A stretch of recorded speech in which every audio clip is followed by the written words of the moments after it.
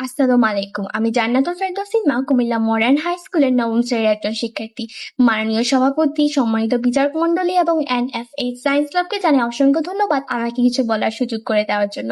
আজকে আমাদের বিতর্কের বিষয় নির্ধারণ করা হয়েছে একজন স্বশিক্ষিত মাই পারে তার সন্তানকে সুশিক্ষায় শিক্ষিত করতে। কিছু যুক্তিযুক্ত কারণে আমি আজ এর বিপক্ষে অবস্থান করছি। প্রথমে স্বীকার করছি, একজন মা হলো একজন সন্তানের প্রথম শিক্ষক। মায়ের স্নেহ, ভালোবাসা, শাসন, মূল্যবোধ, আদর্শ একজন সন্তানকে তার জীবনের পথ দেখায়, এটি সঠিক। কিন্তু মাননীয় সভাপতি, একজন মা শিক্ষিত হলেই তার সন্তান সুশিক্ষিত হবে, এই ধারণাটি পুরোপুরি সঠিক নয়। একজন সন্তানের সুশিক্ষা নির্ভর করে বিভিন্ন দিকের ওপর: তার চেষ্টা, পরিশ্রম, শিক্ষক, বন্ধুবান্ধব, পরিবার ও সমাজের মিলিত প্রভাব। এটি সন্তানের সুশিক্ষা মায়ের শিক্ষার উপর নির্ভর করে না, বরং তার পরিবেশ, সমাজ এবং নিজের চেষ্টাই তাকে গড়ে তোলে। একজন মা সন্তানকে পথ দেখাতে পারে, কিন্তু হাঁটতে হয় তার নিজেকে। ন্যান্সি হ্যাক্স লিঙ্কন, আব্রাহাম লিঙ্কনের মা, যিনি অশিক্ষিত ছিলেন কিন্তু তিনি তার নিজের চেষ্টায় পড়াশোনা করেন এবং পরবর্তীতে তিনি হন আমেরিকার ১৬তম প্রেসিডেন্ট এবং দাসপ্রথা বিলোপের নায়ক।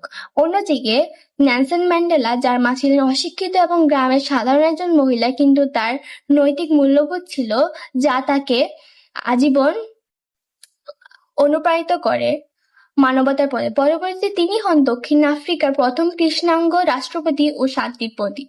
Education is the most powerful weapon which you can use to change the world, Nelson Mandela.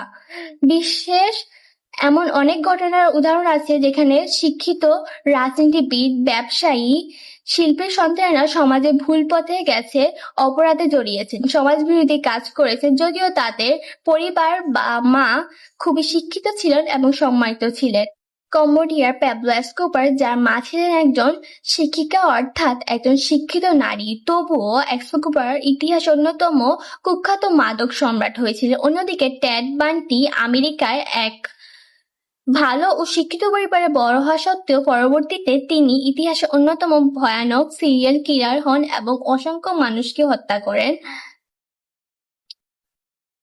কম্বোডিয়ার প্যাবলো এসকোবার, যার মা ছিলেন একজন শিক্ষিকা অর্থাৎ একজন শিক্ষিত নারী, তবুও এসকোবার ইতিহাস অন্যতম কুখ্যাত মাদক সম্রাট হয়েছিলেন। অন্যদিকে টেড বান্টি আমেরিকায় এক ভালো ও শিক্ষিত পরিবারে বড় হওয়া সত্ত্বেও পরবর্তীতে তিনি ইতিহাসে অন্যতম ভয়ানক সিরিয়াল কিলার হন এবং অসংখ্য মানুষকে হত্যা করেন।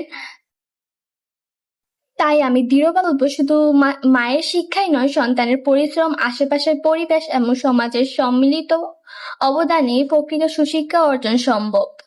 মায়ের অশিক্ষা কখনো সন্তানের সফলতার অন্তরায় নয়, বরং তার ভালোবাসাই সন্তানের সবচেয়ে বড় প্রেরণা। এই বলে আমি আমার বক্তব্য শেষ করছি। ধন্যবাদ মাননীয় সভাপতি, ধন্যবাদ সকল।